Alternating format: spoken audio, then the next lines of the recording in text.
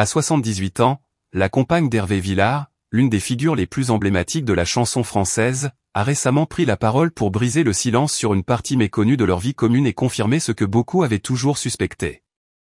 Depuis des décennies, l'interprète de Astérisque Caprice et Fini Astérisque a su séduire des générations avec sa voix unique et son charisme naturel. Pourtant, derrière les projecteurs et les succès retentissants, se cache une histoire d'amour discrète, marquée par des moments de tendresse et des épreuves silencieuses. Dans une rare interview accordée à un magazine, sa compagne, dont l'identité a toujours été soigneusement protégée des médias, a décidé de partager leur histoire avec une sincérité touchante. Elle a révélé que leur relation, bien que marquée par un amour profond, a toujours été un équilibre fragile entre vie publique et vie privée. Hervé Villard, connu pour sa sensibilité exacerbée et son goût pour la poésie, a souvent préféré garder ses amours loin des feux de la rampe. Hervé est un homme entier, confe-t-elle. Il a toujours su que la célébrité pouvait dévorer ce qu'il y a de plus beau dans une relation, l'intimité. Ce besoin de discrétion, bien que parfois difficile à gérer, était selon elle une condition essentielle pour préserver leur union. Leur histoire a ainsi défié le temps, les rumeurs, et les conventions, bâtissant un amour à l'abri des regards curieux. Cependant, elle a également confirmé ce que beaucoup avaient longtemps murmuré, Hervé Villard est un homme profondément marqué par les blessures de son passé. Il a connu une enfance difficile, avec des absences qui ont laissé des cicatrices, explique-t-elle avec une émotion palpable. Abandonné par sa mère et placé dans des institutions dès son plus jeune âge, Hervé Villard a trouvé dans la musique une forme de salut. Mais ces expériences ont aussi façonné sa manière d'aimer et de se protéger. Sa compagne raconte, il a toujours eu peur d'être abandonné à nouveau. Cela a parfois créé des tensions entre nous, mais j'ai appris à comprendre cette peur et à l'accepter. Elle a également évoqué leur quotidien loin des strass et des paillettes. Malgré son statut d'icône, Hervé Villard est un homme simple, attaché au plaisir modeste. Nous aimons passer du temps à la campagne, loin de tout. Il adore jardiner, écouter des vinyles anciens et discuter de littérature. C'est là qu'il est vraiment lui-même, loin de l'image publique. Cette vie paisible est, selon elle, ce qui leur a permis de tenir bon face aux défis de la célébrité et des attentes sociales. Mais cette interview n'était pas seulement un moyen de lever le voile sur leur histoire, c'était aussi une déclaration d'amour. Elle a exprimé à quel point Hervé Villard est un homme unique, avec une humanité rare dans le monde du spectacle. Il a un cœur immense, mais il ne le montre qu'à ceux qui prennent le temps de le connaître vraiment. C'est cette profondeur qui m'a conquise dès le début et qui continue de me toucher chaque jour. Enfin, elle a abordé un sujet délicat, l'avenir. À 78 ans, elle sait que leur temps ensemble est précieux. Nous avons appris à ne pas nous inquiéter de ce que l'avenir nous réserve. Chaque jour passé ensemble est un cadeau, et c'est tout ce qui compte. Ce témoignage a non seulement confirmé ce que beaucoup avaient deviné, la force discrète et sincère de leur amour, mais a aussi révélé une facette méconnue d'Hervé Villard, celle d'un homme aimant, vulnérable, et profondément humain. Ce récit, à la fois émouvant et inspirant, rappelle que derrière chaque artiste se cache une vie, avec ses joies et ses peines, et que les plus belles histoires sont souvent celles qui se vivent dans l'ombre. Hervé Villard a touché le cœur de millions de publics avec sa voix émouvante et ses chansons romantiques. Cependant, derrière les lumières de la scène, son enfance était remplie d'une profonde tristesse. Né en 1946, Hervé Villard est confronté très tôt à la tragédie lorsqu'il est abandonné par sa mère biologique dès son plus jeune âge. Il a grandi dans la solitude et le manque d'amour familial, a passé de nombreuses années à vivre dans des orphelinats et a dû lutter contre la discrimination sociale. Ce sont ces blessures qui se sont profondément gravées dans son âme, devenant l'inspiration pour écrire des chansons émouvantes et humaines. Malgré de nombreuses épreuves, Hervé Villard a surmonté les douleurs de son enfance pour s'affirmer et devenir une icône musicale. Son histoire est un témoignage de la puissance de la volonté et de la capacité à transformer la souffrance en art, réchauffant ainsi le cœur des auditeurs du monde entier. À 78 ans, Hervé Villard a parcouru un long chemin, fait de haut et de bas, tant dans sa carrière que dans sa vie. Sa plus grande tristesse n'était cependant pas ses difficultés professionnelles, mais sa santé déclinante, un fait qu'il n'avait jamais rendu public jusqu'à récemment. Dans une conversation émouvante, la compagne d'Hervé Villard a décidé de briser le silence et de confirmer ce que beaucoup avaient toujours soupçonné, la santé d'Hervé s'était sérieusement dégradée ces derniers temps. Pour les fans et ceux qui aiment Hervé Villard, c'est une nouvelle déchirante. Ils l'ont suivi et aimé depuis les premiers jours de sa carrière musicale, témoin de chansons immortelles chantées avec le cœur d'un artiste talentueux. Mais l'âge n'épargne personne, et ce qui est arrivé à la santé d'Hervé Villard est un rappel poignant de la fragilité du corps humain.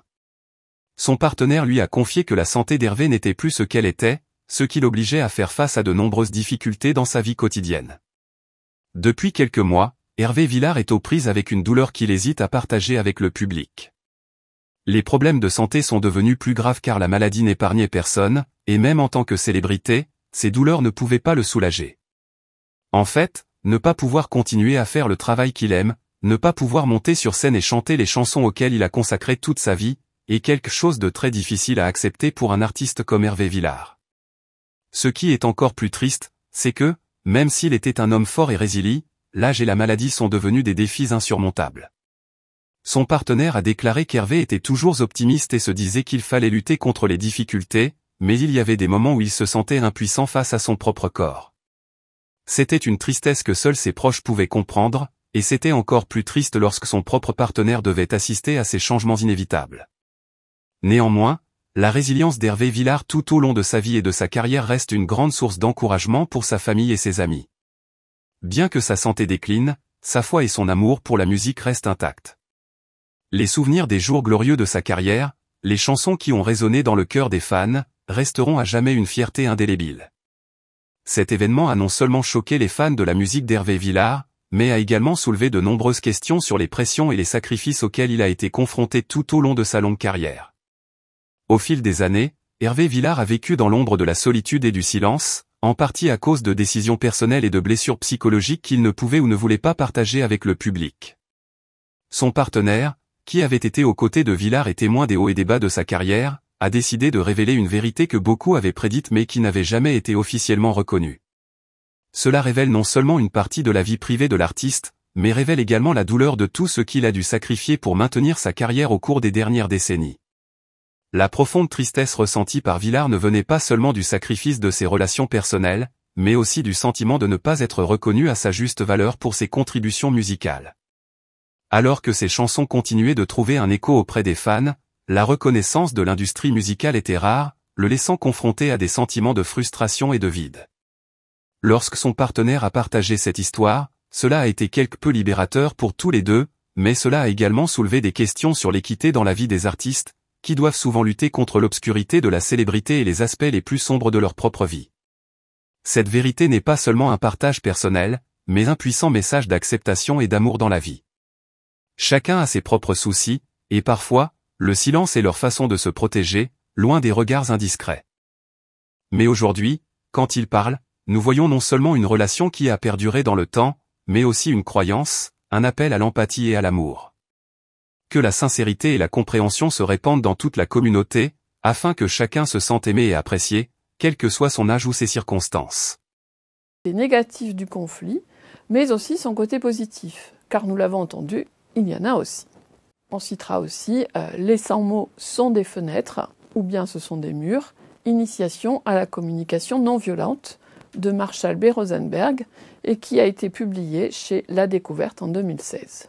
C'est une méthode simple et abordable pour s'initier à la communication non violente. Et enfin, last but not least, chevaucher son tigre ou comment résoudre des problèmes compliqués avec des solutions simples. Cet ouvrage est paru le 10 avril 2008 aux éditions du Seuil et a été écrit par Giorgio Nardone. Chacun de nous, dit un proverbe chinois, va se coucher chaque nuit auprès d'un tigre. On ne peut savoir si, au réveil, il voudra nous lécher ou nous dévorer. C'est une belle image de la relation que nous avons avec nos propres limites.